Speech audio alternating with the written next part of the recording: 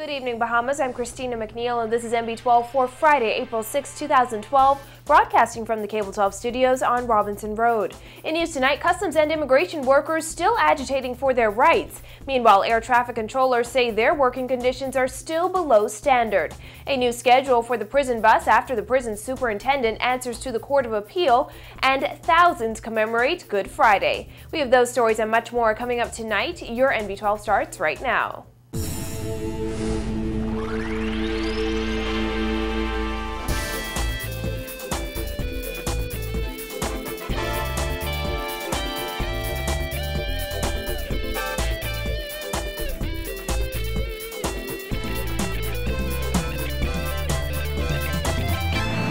Joining us. Hundreds of tourists who exited Lynden Pinling International Airport today were greeted with an unexpected scene. Dozens of customs and immigration officers marching, singing, and carrying placards outside the international arrivals terminal, all while curious taxi and tour bus drivers looked on. It's the second day of industrial action that members of the Bahamas Customs, Immigration, and Allied Workers Union carried out following a meeting at BCPOU Hall on Wednesday evening. Yesterday, the union's members carried out protests at 8 different locations. But today, they focus their attention on LPIA. Union President Sloan Smith says the industrial action will continue into the holiday weekend until their laundry list of concerns is addressed. What is going on here today is a continuation of our trade dispute exercised by the strike certificate, and the members simply have reported to work in the normal work environment, and we are simply exercising our rights. We are committed to, we have been resolved to, along with the members, simply continuing this demonstration until there's some resolution to our issues. The core issues will always be the proper adjustment of salaries, the proper dealing of health and safety concerns for our clerical officers, which simply means the medical certificates that we enjoy, the medical insurance we enjoy, we want them to have that as well, and other ancillary matters. About a dozen plainclothes and uniformed police officers were also stationed outside the airport today, but some union leaders say they find the heavy police presence to be an insult as they are protesting peacefully and will continue to do so. Custom officers, immigration officers, workers in this country ought to be able to demonstrate freely without the interference of the police officers. But Assistant Commissioner of Police Leon Bethel insists police are just doing their job and ensuring order is kept during the demonstration. And the whole idea is to be here to make sure that the demonstrators, that they demonstrate in peace and that no law is broken while they're doing so. We want to ensure that the members of the public who are coming in and out of the airport, they come here without being impeded. Persons who are trying to come to work, whether they be custom officers or immigration officers, that they're not impeded. And that's the whole idea. So no one can stop them from exercising their constitutional right. Meantime, union officials also addressed concerns that their actions could impact the nation's #1 industry with so many visitors witnessing the protest. I think the Bahamian people are disillusioned to a great extent of what we're actually out here, what we're trying to do. I think in many of their eyes and many of their opinions, we're doing stuff to hamper the economy and the tourism industry of the Bahamas. That's certainly not our objective here today.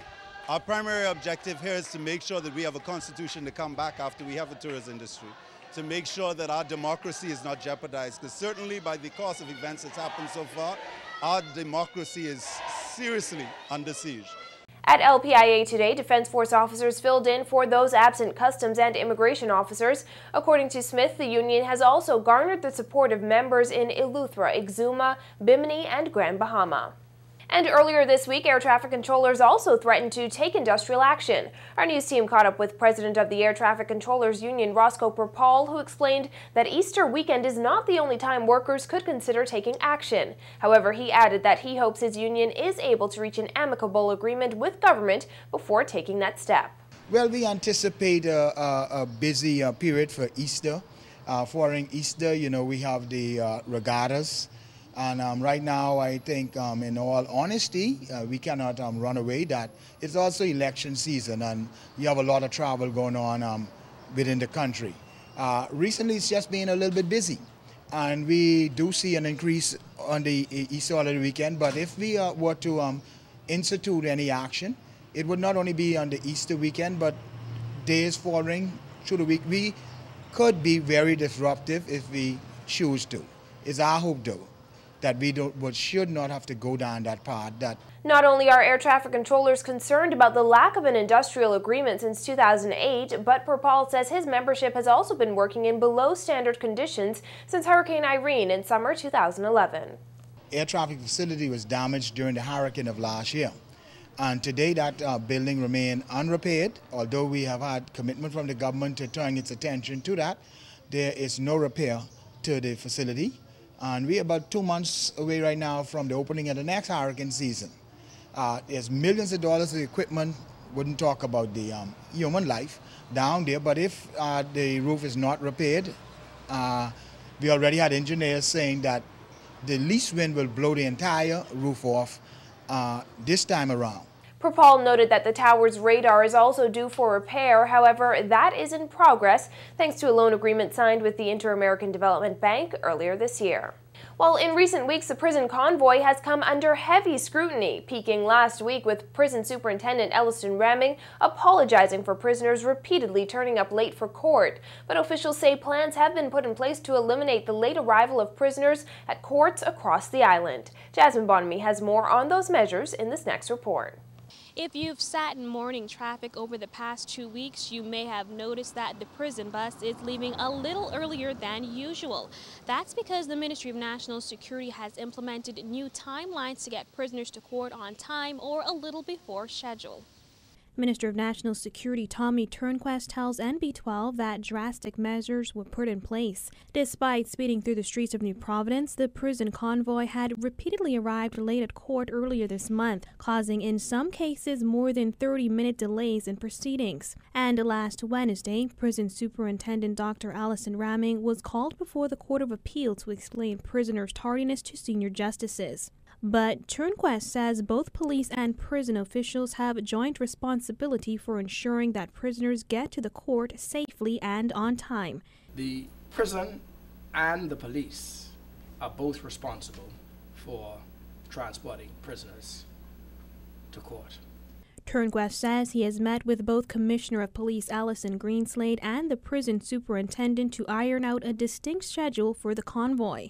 Inmates are ready for court beginning at 6:30 a.m. and are at the gate ready for transport between 8:30 and 8:45. However, the buses arrive between 9 and 9:15 a.m. Firstly, it is the prison's responsibility to ensure that all those inmates who have court fixtures are to be ready and at the processing gate at the prison at a certain time. That means that they've had to have had their breakfast. They would have had to have been processed in terms of going outside and be ready at the prison gate. While the busing of prisoners has come under heavy criticism in recent months, Turnquest is the first to admit that it is a challenging task. There is a challenge with the amount of speed and the manner in which the convoy transports inmates to and from prison. And so we've been working along with the police and the prison to ensure that we don't have to do that. Just last month, prison and police officers were rushed to hospital after 2 prison buses collided with a Mack truck on the Eastern Road. A new remand court was constructed at Fox Hill to alleviate time, travel, and costs. Reporting for NB12, I'm Jasmine Bonamy.